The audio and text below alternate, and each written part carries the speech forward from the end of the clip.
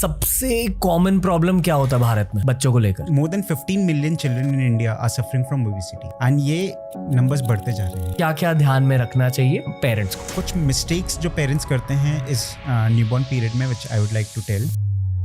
छोटे बच्चों को स्ट्रेस होता है but they are not able to express it like toddlers, so they undergo stress, they have the temper tantrums, आगे जाके they are at risk of developing.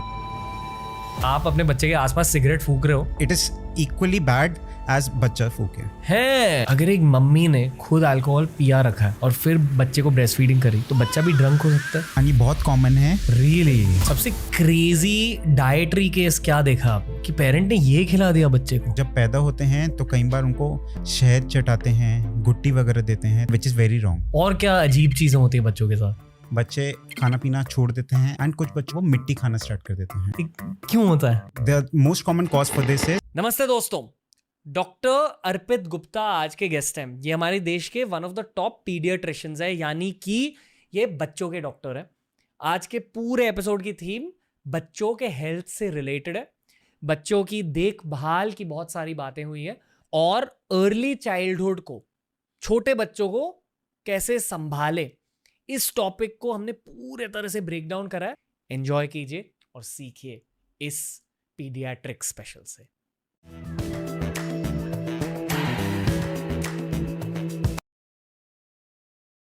हमारे साथ है हमारे देश के one of the top paediatricians doctor Arpit Gupta. कैसे हो? ऑल गुड, यू से। जिस तरह से आपकी सोशल मीडिया की ग्रोथ हुई है, आई डोंट नो कितने डॉक्टर्स की इतनी तेजी से ग्रोथ होती है। ये मुझे दो चीज़ें बताता है।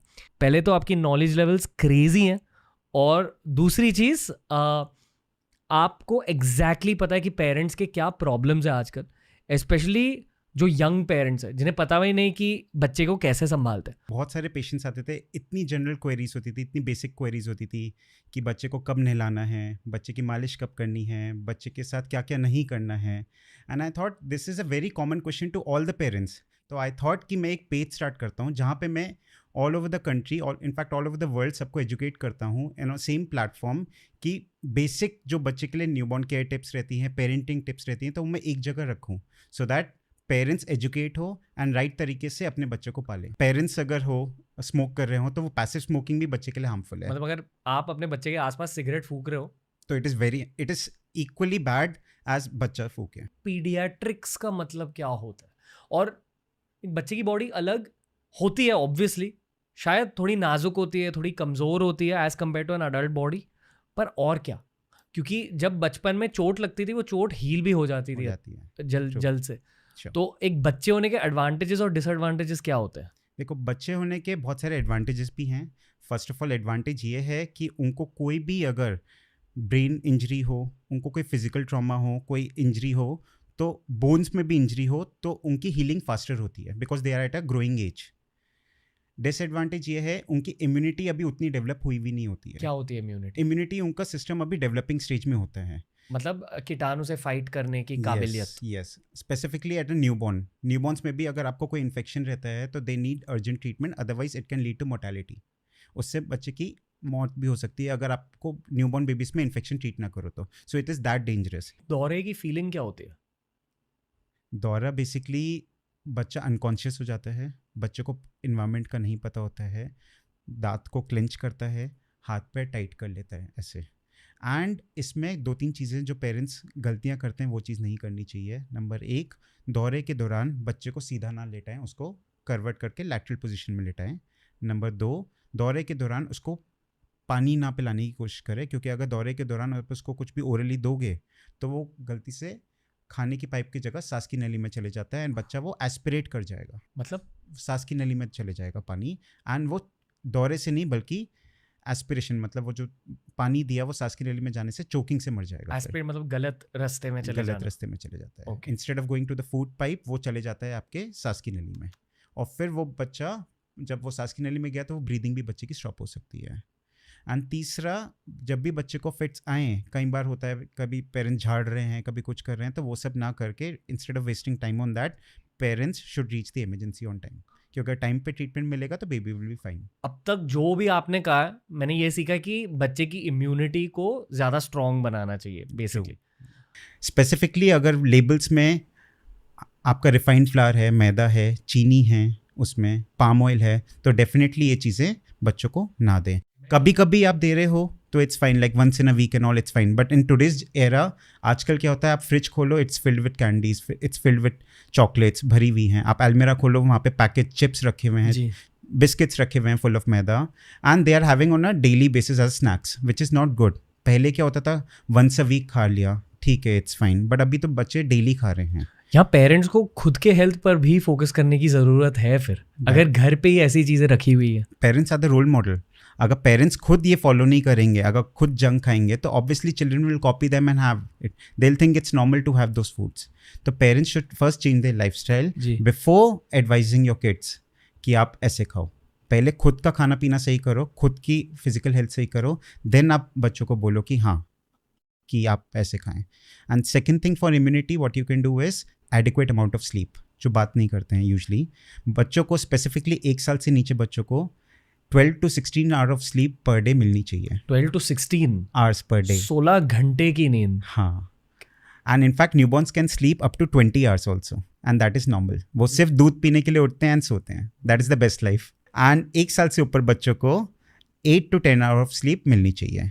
ठीक है. Sleep plays a very important role in building the immunity of the child. Sleep बच्चे की एडिक्वेट रहेगी तो बच्चे की इम्यूनिटी काफ़ी अच्छी रहती है. बच्चों को उनकी टाइम के अनुसार जितनी वैक्सीन्स हैं वो अप टू डेट करवानी चाहिए, बिकॉज वैक्सीनेशंस जो भी जितनी भी अवेलेबल हैं एट प्रेजेंट बच्चों के लिए, वो सारी रिसर्च ड्रिवन हैं. 5 to 10 ईयर्स की रिसर्च के बाद आई हैं. एंड डिजीजेस लाइक निमोनिया, डायरियाज, आपके फ्लू, टाइफॉइड, इन सब की वैक्सीन अवेलेबल हैं. तो पेरेंट्स अगर वो सोचते हैं कि नहीं वैक्सीन नहीं लगवानी है या कॉस्टली हैं, तो they if they can afford to go for a movie, if they can afford, वो एक बाहर जाके रेस्टोरेंट में खाना खा सकते हैं, तो I am sure they can afford a simple vaccination for the child. अगर बाई चांस वो प्राइवेट में नहीं करा सकते हैं तो they can go for government vaccination also. क्या एक पेरेंट को एक बच्चे का दुख पता चल जाता है? बिल्कुल, हर पेरेंट को ना. बिल्कुल. In fact mothers are the first जज. डॉक्टर्स को भी पता नहीं होता कई बार, बट मदर को सब चीज़ पता होती है. बहुत बार ऐसा होता है कि मदर को पता है कि बच्चा पेन में है.